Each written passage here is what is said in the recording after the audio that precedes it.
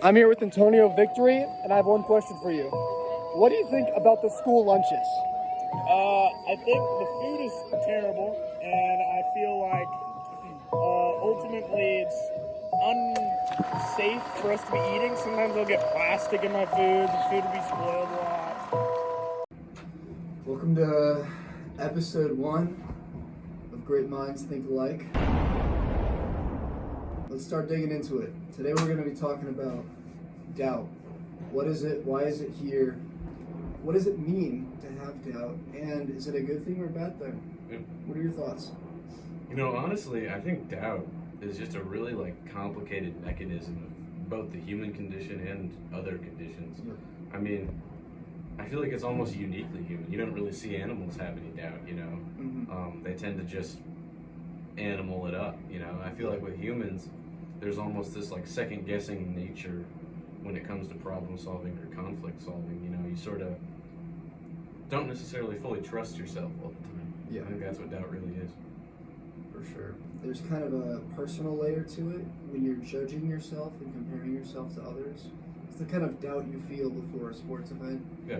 Before a big lift in the gym, you're doubting yourself, can I even do this? But there's also another kind of doubt that we kind of wanted to go in today. And it's just like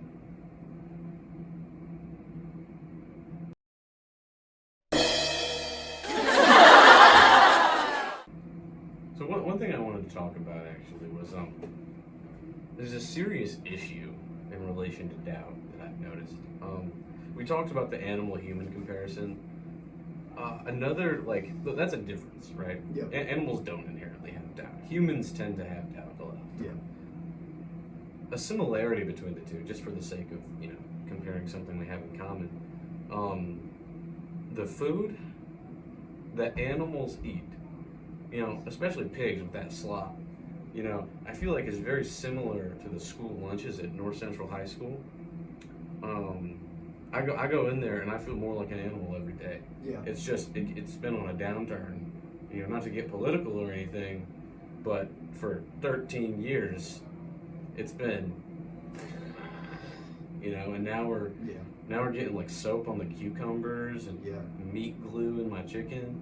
Jimmy, can we pull up a downward trend graph to represent the satisfaction of school lunches at North Central? Thank you. Thank you. This is very concerning. Yeah, it's a big issue. We're unsafe.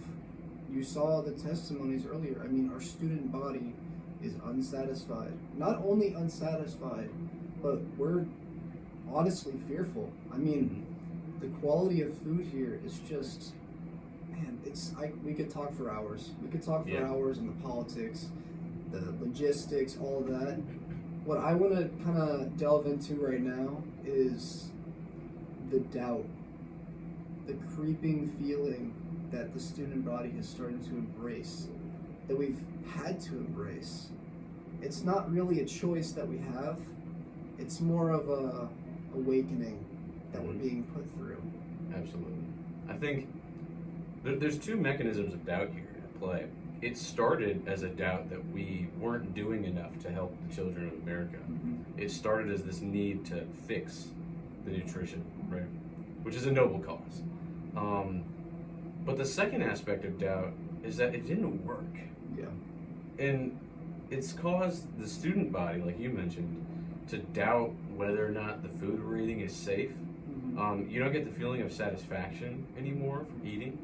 You don't really get any of that enjoyment from your lunch period. I mean, we went from milk that tasted like ice cream. We had chocolate, white milk, we had strawberry milk back then, and it all was good. Mm-hmm. To having, I know you do the smell test every time you have milk now. It's depressing every single time. And I mean, sometimes it fails and I just can't have milk that day. Mm-hmm. That is just not, it's not good. I can't find the right word because I'm just baffled. I wish our school would wake up and realize we have all this funding for construction. Maybe we should pool some of that money into, I don't know, not expired milk.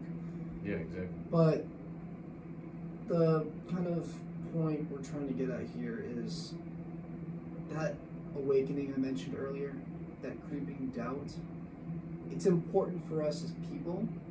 It's important for us as a society as well. Talking about like personal doubt, there is kind of an aspect to it that's important. Doubt in general, if you let it accumulate, it will cause anxiety. It will cause you to freak out if you don't handle it in the proper manner. And I mean, that's okay. We all face doubt every single day.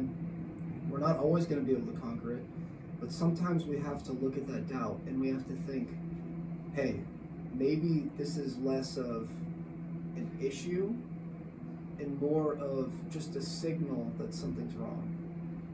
The doubt itself isn't the flat tire.